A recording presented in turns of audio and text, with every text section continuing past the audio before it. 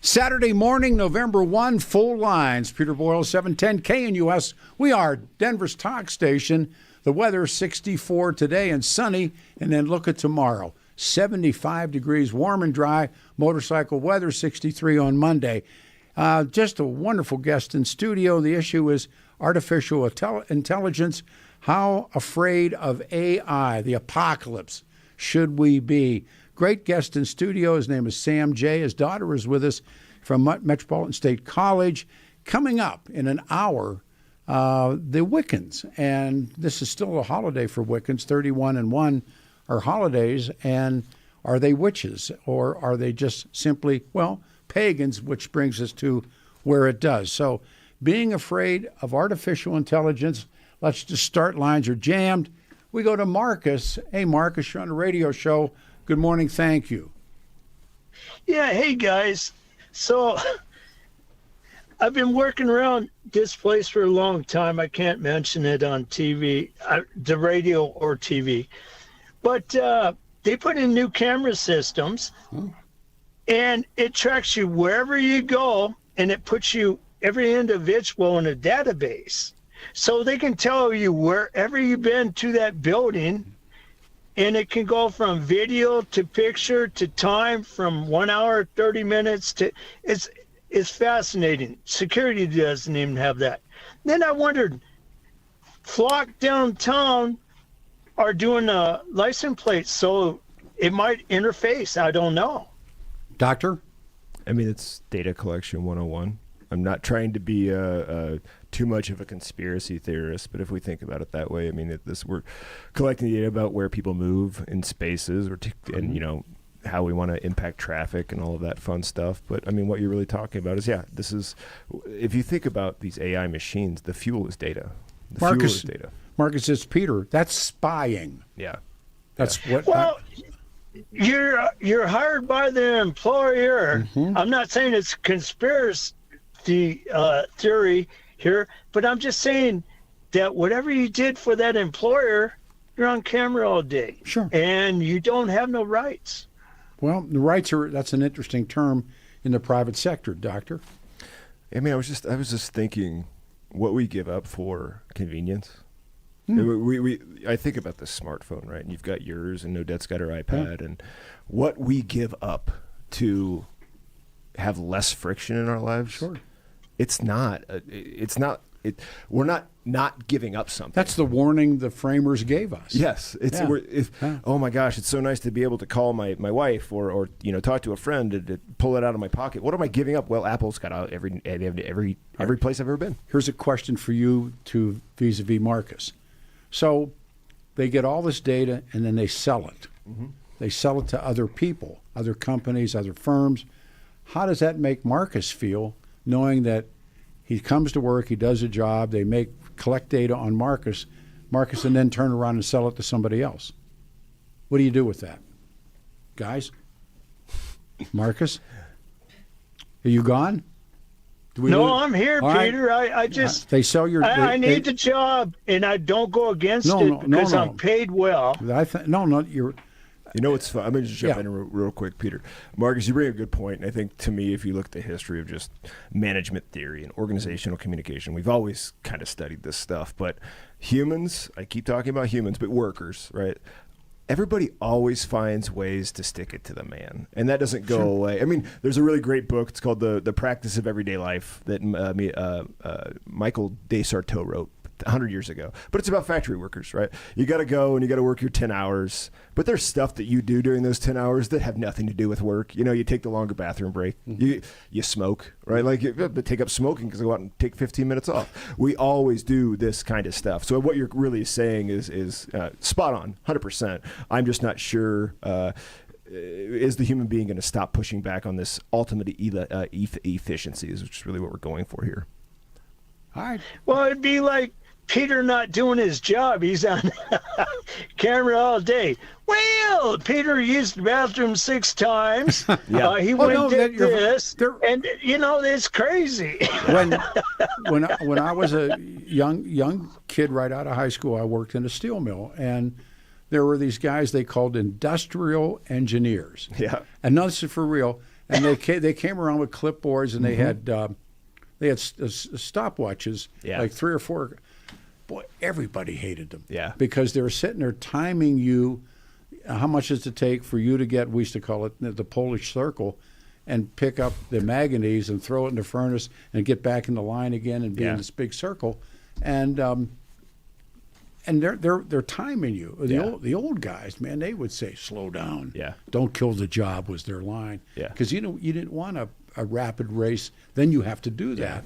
So you're right, Marcus. I mean, they're taking all of your stuff and they're selling it to somebody else.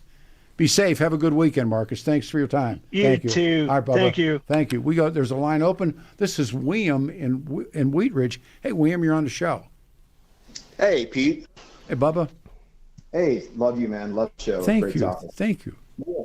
So, got a couple of notes here. So I think, and your guest kind of alluded to this. Ultimately, it's going to be judged by, does it work for humans? Does it make you money? Does it make you happy? Yeah. And that's going to be sort of a natural sort of limit or guide rail, or guide rails on where the AI goes. I mean, already there have been companies that I think even like Facebook, Meta, their stock price has gotten kind of hammered because they've spent so much money on the AI that it hasn't brought anything back. And so it's ultimately going to be people who kind of decide whether it's going to go forward or do well or that kind of thing.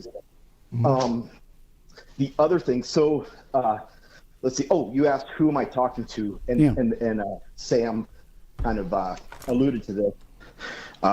You're talking to nerds at Google or OpenAI. So yeah, you're talking to the AI bot, but ultimately behind that are basically the nerds who created it, and that's ultimately who you're kind of talking to. You're talking to these nerds who created it, and there was at one point there was like a couple of years ago, I think Google released their AI, and it was like woke AI, and that wasn't just because of magic. It was because the creators, had a certain point of view, and they coded and guided the AI to do, kind of what they thought was good. Robert, excuse me. Let me ask you, what possibilities are there that AI destroys rather than fixes or makes?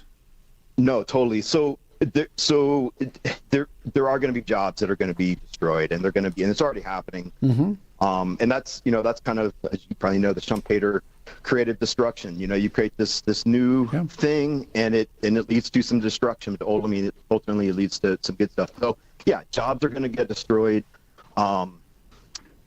Maybe fortunes get destroyed. People use AI and they try to make money, but it wrecks their fortune. How do you try and make money on AI? How do you try? I mean, yeah, that's a great question. I mean, I think everyone's trying to kind of figure that out. AI, it's kind of like AI is awesome, but how do we actually make money off this thing? Maybe maybe a marketing team might use AI to create a new marketing campaign that's better than what even they could create. Or, conceivably there's going to be an AI stock trader bot that you could just buy, as a subscription, $20 a month, and it makes you $500 a month, that kind of thing. So, Doctor? I'm going to jump in. Yeah. These are all very, very well taken points. I do want to say I'm a nerd myself. So to all the nerds out there, right? I'm a nerd too. So I think what's interesting is now, wait a minute. It's the ultimate revenge of the nerds. Yes, 100%. It's totally revenge Absolutely. of nerds. Yeah. We have to be really careful, collapsing social media and AI into the same thing. And you weren't doing that, don't get me wrong whatsoever, but it just made me think. We are not to the place with a ChatGPT app where you are as addicted to that as you are Facebook or Instagram. Those tools were designed by, yes, computer developers, software developers, but also people with expertise in social behavior and addiction to make you open up that app when that red dot happens. ChatGPT doesn't. You have to go to the machine. You have to decide. I'm going to go to this. I'm going to ask a question, right? Then there's an intentionality there. I really hope, fingers crossed, we never get to the place. And that's okay. So I'll say that is what concerns me. If the listeners are out there concerned about the AI takeover, it's not the AI. It's what does Meta do when it goes, oh, we can combine our addictive tool with this predictive analytical super machine. All right, now be on the lookout for that. That's also a social media problem that we've failed to really acknowledge. But yeah, Sam, that's kind of already happening a little bit. I mean, as you alluded to, you mentioned, I mean, there's been some cases where young people have gotten kind of, sucked into treating the AI as a friend or a companion, and it's not ended well. And so that's there are examples of that happening. Let me get a comment from both of you. This is from my show prepping. Tech companies, state entities, corporations, and private interests, insurance companies monitor their clients' sleep apnea machines. No, wait a minute. How it gets better, to deny coverage for improper use. Yep. Children's toys spy on playtime, collect data about our children. Period tracking apps share with Facebook and other third parties, including state authorities in abortion-restricted states, when a woman last had sex. Wow. The contraceptive practices, and it just goes on from there. Home security cameras surveil customers, and medical apps share personal information with lawyers. I didn't realize that. Data brokers and companies that track people across platforms and technology amplify these trespasses by selling bundled user profiles to anyone willing to pay. That's pretty damning, guys. Yeah, it is. It's pretty damning. It is. And I think, again, it's going to be, ultimately, it's going to be the people who decide, hey, I don't like this anymore. Yeah. I'm not taking part of this. And maybe not. Yeah, but no, but I think don't even think that. I mean, okay, how about this, Peter? There'll be some people who do and some people who don't. I mean, you just said yourself, you made a judgment on that. You said it's damning, and I think we're all nodding our heads. Well, maybe that's you and me and a few people, but Sam's point about social media. I mean, look where that's going. People have definitely not become a part of their life, and we see, it's been good. We're losing your call. When we're losing you. Sorry. There you go. Sorry. It reminds me, Peter, I got to send you something once we wrap up here. I read a really good article this week. The philosopher who's turned into a bit of a kind of social commentator, but it's still grounded in philosophy. It's on Substack, but it was a critique of the kind of New York Times articles, the CNN, the Fox News articles that are, here are 5 tips to get off your phone. Right, here are 5 tips to stop. But the author's point was, have we come that far as a society where we have to trick ourselves to not? We've absolutely lost the ability to police ourselves. Like we've just. Here's one for both of you guys. Is my phone listening to me? Yeah, of course it is. See? Yeah. I mean, my daughter is she works in cybersecurity, and she tells me, listen, that phone's listening to you. And you ever notice, like, you're talking to somebody about and then all of a sudden you get a bunch of weird ads. You get these ads, cool. And like I'm into motorcycling, I get stuff out of nowhere. Oh yeah. I mean, you brought up what was the magazine you brought up? Easy Riders, right? Yeah. I can't wait to see what pops up on my Instagram today. Watch. From you bringing that up, You watch. Yeah. Wow, good call. So, hey, thank you, sir. Thanks, Peter. Love you, man. Love the topic. Great topic. Very kind. I know that you have to get out of here, and I don't want you to go. I want you to stay. We need another segment. How much time we got left? Yeah, we got time. We got time? Yeah, all right. We got time for one more. Okay. Let's see, one more call. Let's go to Jay in Parker, Colorado. Jay, you're on a radio show. Good morning. Jay. Good morning, sir. Morning. RJ. Oh, I'm sorry, brother. Good morning. Oh, good morning, sir. Love you. Love hearing your voice, by the way. Happy birthday to you. Thank you, brother. Hey, real quick. This Trump organization, Trump himself, talks out of both sides of his mouth. This big, beautiful bill with this AI non-regulation for 10 years. Okay? These AI factories going to these rural areas, sucking the water out of the St. George, Utahs. This will be a major problem in the future. And my question is, to put it as an example, is do you remember what's the first rule of, well, other than yielding to pedestrians? When they tell you go in for your driver's test, they say driving is a what, not a right. What's the answer? It's a privilege. It's a privilege. Well, when did we give AI a human condition known as privilege, such as autonomous trucks and self-driving cars?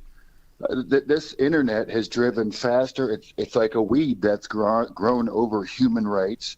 We desperately need lawyers trained in AI. I mean, I'm in the logistics business. These driverless trucks, they yes. could be the death knell of trucking organizations, and driving is a privilege, and I believe a privilege is only to be enjoyed by the human condition. Yeah. So, I mean, what gives? The Sterling, Colorados of this world that rely on the Platte River, where they're putting data centers near Fort Collins and sucking up that water, while Trump is importing beef from Argentina. So those ranchers could have used that. This Trump organization, I feel like I still would have voted for him because he gives me the best policies to put food on the table for my family.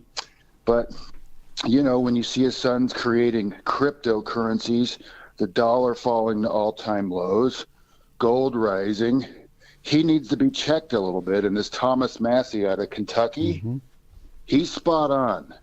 And I don't know. I just feel like AI is something that is obviously here. I don't know. We're still all children with the internet and don't know how to handle it yet. And it's taking over the human condition, such as privilege. All right, Go Doctor. I mean, I guess I was just thinking about there's a lot of stuff there to unpack. There it is. Sorry. I've been thinking about the climate impact of all of this because it comes up. Work in a very it's an academic workplace. So there's a lot of those questions that we would consider falling on the left side of the spectrum. What's really got my brain thinking lately is it's not an AI problem when we're talking about energy and climate change. It's our grid needs some work, right? How we produce and consume energy as a whole it could use some attention, and AI just happens to be the next addition to that. And so you're 100% right. I mean, I think if you look at where these massive data farms, or not data farms, but server farms are being built, they are in places where people either they don't have the numbers to push back. They're in places where we don't really consider the impact on the natural landscape of those places, and of course that's problematic. And it's another manifestation of our problems with just energy consumption as a whole. So I guess I understand what you're saying, and politics aside, I think it's definitely worth something that we should really consider.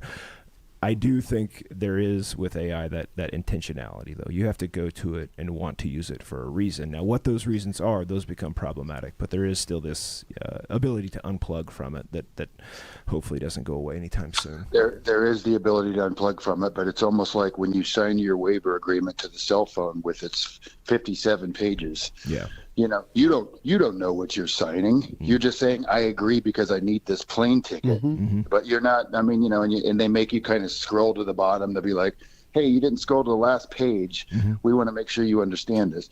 No one is actually doing that. The fact of the matter is, I believe that they're now using human resources going along with the privilege. It's coming with human resources such as water rates. Hey, RJ, let me do this. I have a minute left to the pause. I can put you on hold. Hang on a second. No, that's okay. I appreciate it, Peter. I've already put the seed. Have a great day. Thanks, man. You have to go. Now we can do another one. We'll do it. Well, I got a break. So can you stay through it? Okay. What do we have to do? I got to get you. Tell you to a party. His daughter's here. Yeah. So what time do you got to get out of here? If we leave here, we'll do one more segment. Okay. That's makes my morning. Yeah. All right, 64 will be the high. Tomorrow, 75 will be the high. Coming up, Wiccans. People say they're witches. 710 KNUS on a Saturday morning. We have one line open. Stay here.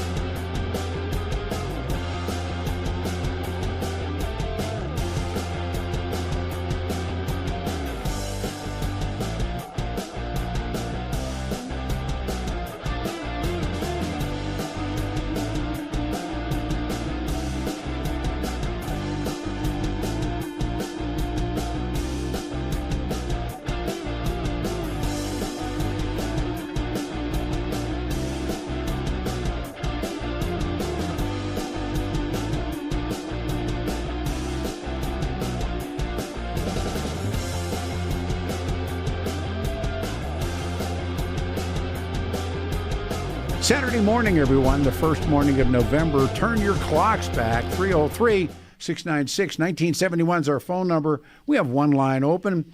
Who's afraid of Virginia Woolf? Who's afraid of AI? And then we're going to talk with Wickens. Try and maybe get some open lines. 710 KNUS, great guest in studio, Sam Jay, professor at Metropolitan State College. We go to Kevin in Conifer, Colorado. Hey, Kevin, you're on the radio show. Good morning. Hey, good morning. Yeah, AI has been great. I've utilized it to create images that I need in a matter of seconds and to perform other tasks. But one of the serious problems that is taking place is in education, from elementary school all the way up to graduate schools, medical schools. Individuals are using it to cheat, and you can simply put in a prompt and have a paper written. It will automatically footnote, and unlike plagiarism of the past, it's one of a kind. So a professor cannot go into a plagiarism checker and determine whether or not the material was copied or created by the AI. So wow, you've kind of played right into my hand here. I was hoping we would get into education, so I'm excited to shut me up whenever you want. I sent out a survey about a month ago. How are you using AI? And I was very, I took various approaches to communicating. This is completely anonymous. I don't care if you're using it to write papers. I really don't. We just want to know what you're using, how you're using it. And I was amazed by the central theme, which is, we know this is important for our jobs. Please teach us how to use it right. They're lost. These kids are just lost. Like, it's everywhere to them. They're supposed to be using it. They know they shouldn't be using it to cheat. Our students in particular, I think a lot of students, MSU Denver is we've got non-traditional students, what we call them, right? They're working adults. They've got kids. They're not using it because they want to cheat just to cheat. They're using it because it saves them 10 minutes they can have with their kid in the morning, right? So point me to that. But to go back to the larger issue is education and learning is about friction. Learning is hard. Learning ought to be hard. When you take on a really complex topic and you're wrestling with it, it ought to be hard. These tools eliminate friction. That is what they do. It's supposed to be easy. As educators, how do we bake in that friction again? That's the key part. But to the caller, you're saying in professional schools and in graduate schools, please elaborate on that, please. They can simply go in, and if you're giving a paper where they need to write about a battle in the American West, they can go and tell the AI in 1 or 2 sentences, create a 5-page paper that details the events of the Battle of the Little Bighorn, making sure to include all the major people who were commanding involved, and all the elements of the Native Americans who participated who are known. Wow. And in 30 seconds, I can have that paper generated. And then I can even put in there, if I want to have it footnoted and to cite the specific books and other things. I can go in and put in 1 sentence to create a realistic oil painting from the 17th century that has a little boy standing next to his dog, and in a matter of seconds have it, and it looks like something you would find in the Louvre. I'm not laughing at you. I'm laughing at my colleagues. And the reason is that, wow, K through 12 and higher ed, we really rode this social importance that we were given for a long time. We didn't have to legitimate ourselves. We didn't have to say, you need to learn about Western history because it matters. No, because the state or the government or the federal government said, no, you're going to take this class, right? And you were there. This forces us as educators, you have to be passionate about it. Because that passion that you have in the classroom, and I see my daughters, the good teachers are the passionate ones. You can make anything interesting if you care about it. That's what this is showing to me is just how we as educators have really lost that emotional connection and the love that we have for the subject, so it becomes harder for us to justify this to our students. Radio is much the same.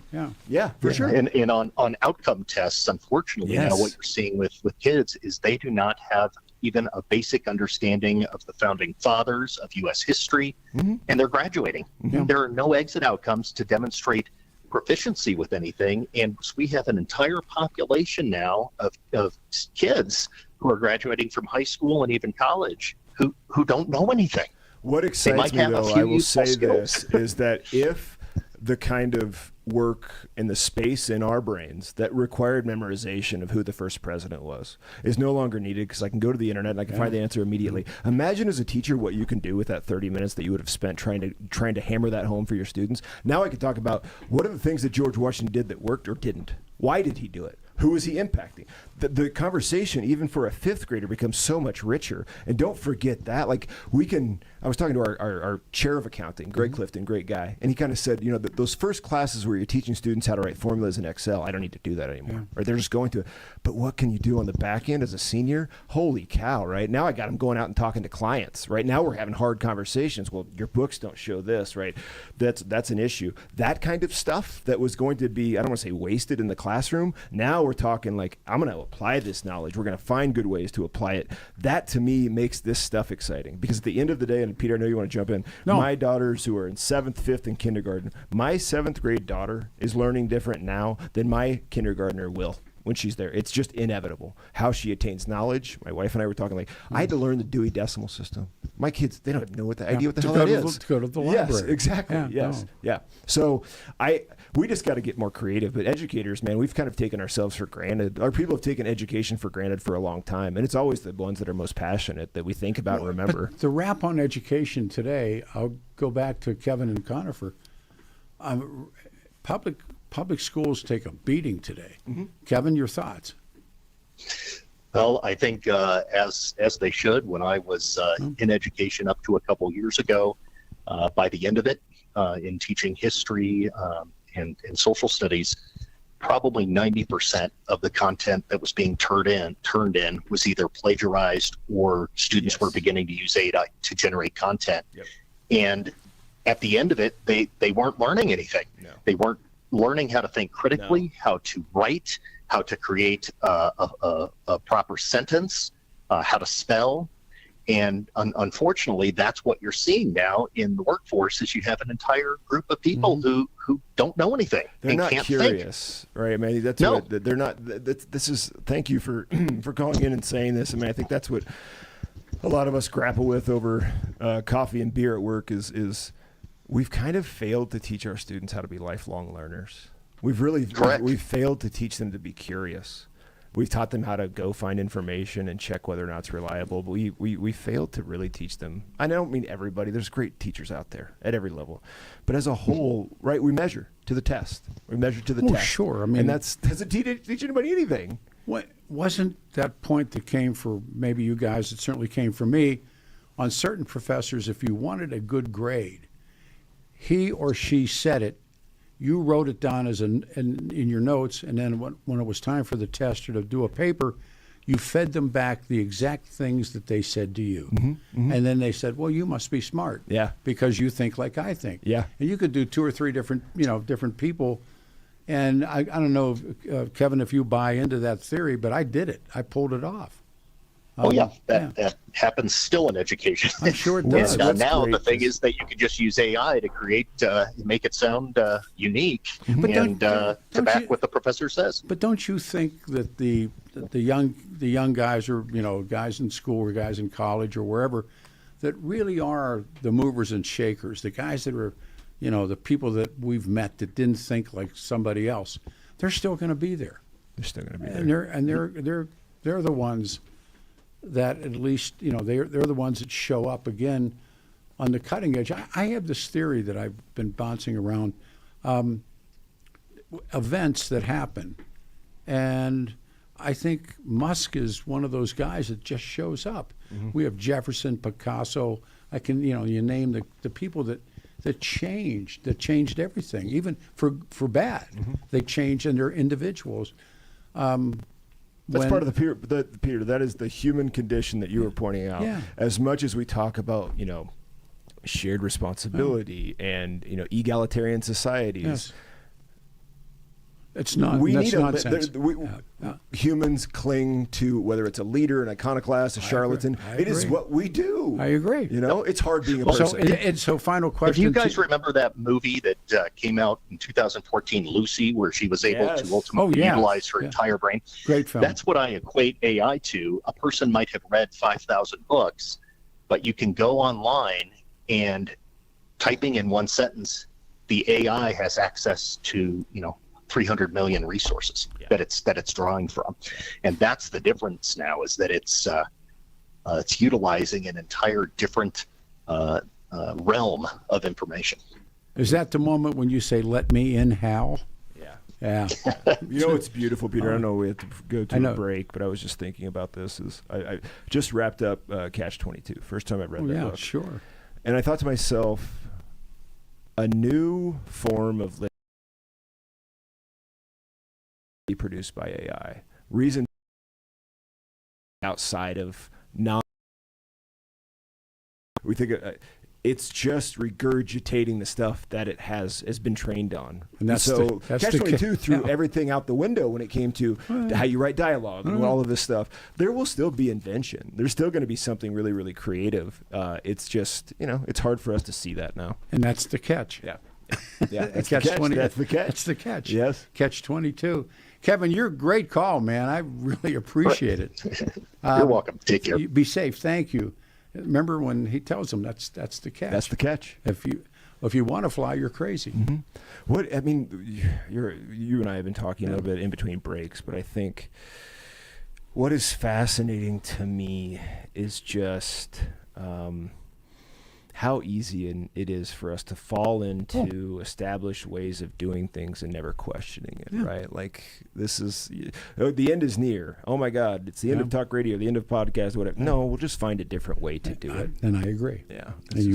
And there's probably greater opportunity now than there was then. People just don't see it. And in this business, the radio business changed so much. Yeah. And some of it has to do with technology, and some of it has to do with what's happened monetarily to the stations, and some of it has had to happen because of politics and any number of things. But clearly, it's morphing. It's going to figure out what it's supposed to be. I know you got to go. Your daughter's a delight, smart kid. I want to get you back, and we'll get you back on the show. And this stuff is needed to be talked about. Our guest, again, he has to bail out, Sam Jay. Thanks, Peter. He's at, no, please, you made the show. Metropolitan State University now, and he teaches. And so I'll say this for those out there who are, I think that last caller really made me think, right? Like education. And I think education and what we think about public education, private education, U.S. education, even if you don't have kids, you think about it. This is what I tell our professors. You got to remember 1,500 years ago, there was one book on campus and somebody stood up there and read it to everybody. Yeah.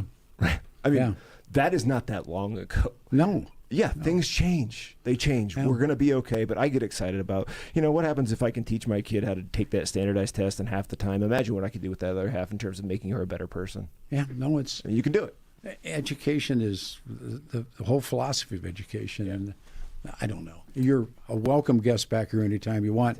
Folks on the phones, you stay right there. Can we take a break and do all of that, or I'm getting the word? We have 1 minute till we can take the break. All right, coming up at the top of the hour, Sarah Jane Gomez, and she's with Hearthstone Church, and they are Wiccans. And I got a lot of heat. Well, you're having witches on. Then I started using that. Yeah, of course I am. And they openly say we are not witches. They're more pagans. I read a lot about them. And Samhain is Halloween. It's the old Gaelic traditions of what they meant and who they are. So they continue. This day is still part of their, theology is November 1 as well. So she will be with us, and I think she's zooming in. So let's do this. I'm Peter Boyles, 710 KNUS. We are Denver's talk station. I also wanted to get into some open lines on callers responding to Trump's proposal to start testing our nuclear weapons again, and that's been something as well. So we ready? All right, let's pull the pin. Thank you to Professor, again, for coming in, Professor Sam Jay. 710 KNUS, Denver's talk station. Hang on.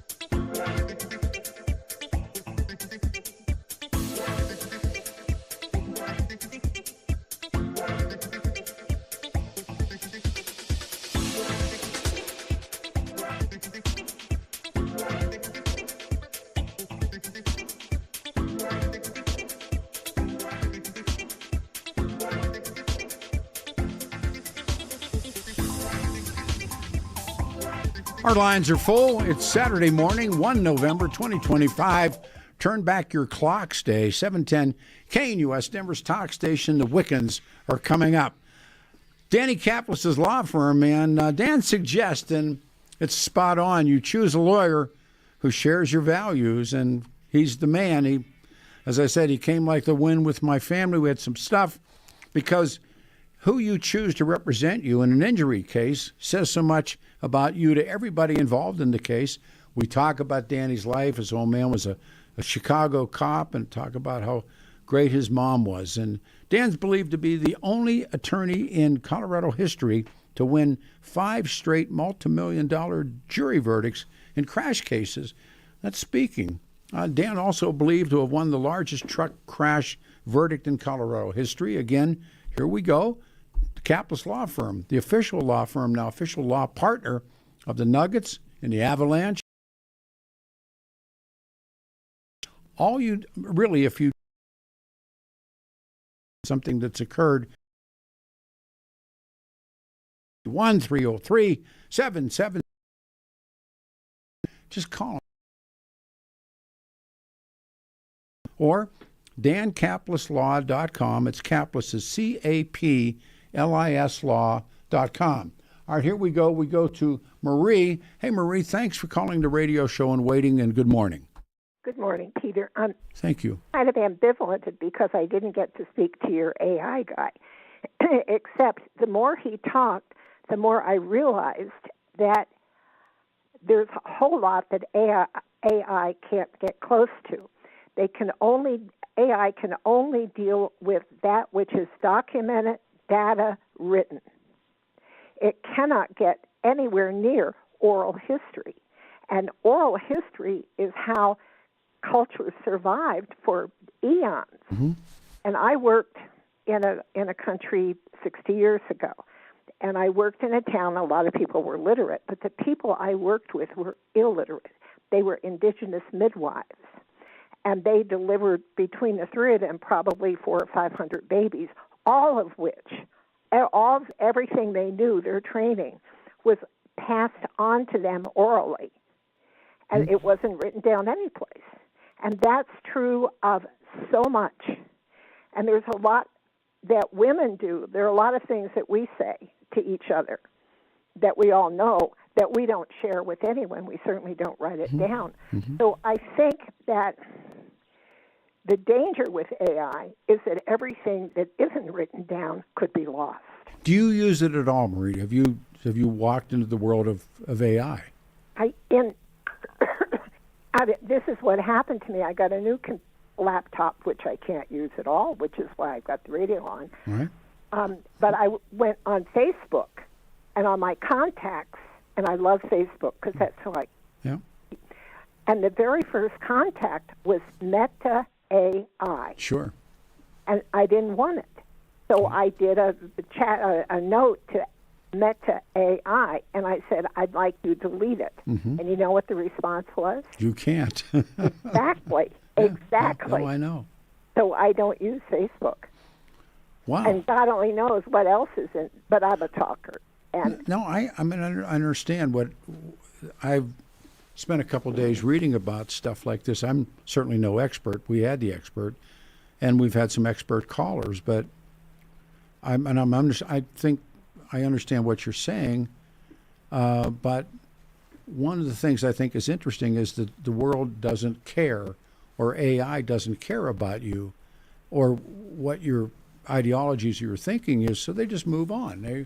And if you, oftentimes, I mean, like I said, when you when you ask AI stuff, it doesn't give you the real answers, but it gives you. And if you're susceptible to that, you'll accept it.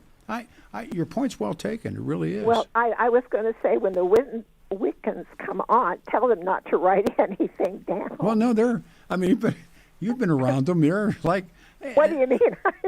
You've been around these people. They're great. I can't wait for them to come on. I can tell you that when I went to school, it really was to find out what I didn't know. Oh. And one of the reasons that I did not continue, well, I graduated, but there was a whole lot that I learned in school that I didn't trust and kind of check things out. Well, remember, there are the court historians, the official historians. Exactly. Now Donald Trump's talking about a proposal to start testing nukes again. And I think you and I grew up with duck and cover. And exactly. I was telling my kids about that, and they're baffled. You did what? I said, yeah, we, as though, you would not get your face burned off hiding underneath the desk. God. Yeah. But we were told these things, and we were told about Hiroshima. We were told about Nagasaki. All this kind of stuff. And you come to, I'm drawn to that. And you read who made the decision, Harry Truman, and why. Yeah. And we weren't told that stuff. Or maybe it just was. It was what it was. Well, we were young. Oh. And I know you don't like Kennedy, but something that Kennedy did his last summer was that he and Khrushchev negotiated a test ban treaty for testing nuclear weapons in the atmosphere. Well, that I remember it really well because it was getting in the milk and everything that went with that. I don't dislike Kennedy. I understand. Now I'm enamored by what they did and what really the lies they told. We talk about the lies that politicians tell, but also Jack Kennedy, according to his chronicles, they were getting ready to dump the. Thanks, Marie. You're a really good call. Thank you very much for your time. Thank you. Let's go to. All right, we're coming up. Frank in Denver. We got about 9 minutes left in the hour, and then the Wiccans are coming on. Frank, you may be last call. Good morning. Thank you. Thanks, Pete, for bringing on this great guest you just had. Wish I'd have gotten to talk to him. I'm going to first say we're going to have to recast you as not a radio host, but a philosopher. Well, you're kind. We got 3 minutes to the cut. Well, you're bringing up more topics than we have answers for. And that's what a philosopher is, a lover of knowledge and wisdom. But I think this guy brought up a lot of things. What I still worry about is the fact that after this last Biden Democrat administration, that I'm telling people it's going to take 10 or 20 years to work our way out of the pitfalls that he put us in with all the problems and things that happened. And what I hope for is that these giant electronic repositories of all this knowledge that they're collecting from our smartphones are not going to be used against people in the future, but I know that they will. They'll be able to reach back forever with our digital footprint and look at and profile, quote, who we are. What's the great line? Again, looking for great lines. Knowledge is power. And if I know about you and I know all the things about you, I have power. And when these people sell the data that they gather and they sell it to another company, they have power in the life of Frank, or Peter or Marie, the last caller. And that's different than when you had hoped or you, in essence, had intended. So I see it. That was one of the questions we tried to raise. The last caller, Marie, just raised an interesting thing about women's communication, that human beings have many ways of communicating other than just the verbal word. They have intonation, inflection, pause, lots of things that cannot be captured by an electronic device. Some of it can, but that's different ways of communicating, and that's what they're imparting is knowledge from one human being to another. Yeah. And also, we will never be able to approach the generative power, the true generative power of the human brain. He mentioned that AI was limited by only being able to use the word that had already been spoken. It truly was not able to generate intelligence. Well said. Well said. We're up on time. I'm getting the button. It was a really interesting 2 hours, and I learned a lot, and I got so many questions that haven't been answered. Frank, thank you. Now, Wiccans coming on the radio show. Coming up next, it's November 1. I think it continues as a holiday for them. Saturday, 710 KNUS 64 The High. You stay right here.